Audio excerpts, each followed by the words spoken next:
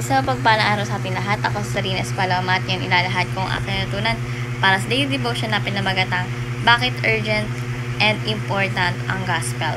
So, ang ating concept is internal conscious punishment. Then, ang ating scripture is Matthew chapter 25 verses 41 na sinasabi, Then he will say to those on this left, Depart from me, you who are cursed, into the eternal fire prepared for the devil and his angels. Sa Tagalog, pagtapos ay sasabihin niya sa mga nasa kaliwa, lumayong kayo sa akin, ngayong mga sinumpa. Doon kayo sa apoy na wala hanggan na inihanda ng dyablo at sa kanyang mga anghel. So, pag-uusapan natin, ang application po is number 1, God is the offended party. So, sinasabi dito na ang kasalanan ng tao ay isang direktang paglabag sa banal at makatarungang Panginoong Diyos.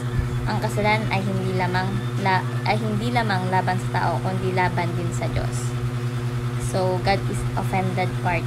Number 2, God is holy and just.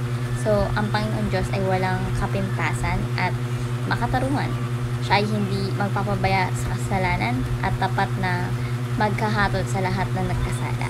So, lahat ng ginagawa natin dito, kahit wala nakita, alam mo masama, pero pagdating naman kay Lord is talagang hatulan ka niya sa kabilang buhay.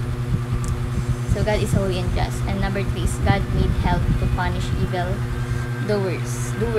So, ang impyerno ay itinaguyod ng Panginoon Diyos upang pagparusahan ang mga hindi nagisisi at tumanggi sa kanyang pag-aalay ng kaligtasan. So, God made hell to punish evildoers. So, bilang application po, number 1, acknowledge the seriousness and gravity of sin. So, kilalanin ang kasalanan bilang isang seryosong paglabag sa kalooban ng Panginoon Diyos at hindi lamang isang pagkakamali o kapabayaan nun, no? So, acknowledge the seriousness and gravity of sin. Number 2, advance the gospel with urgency and compassion.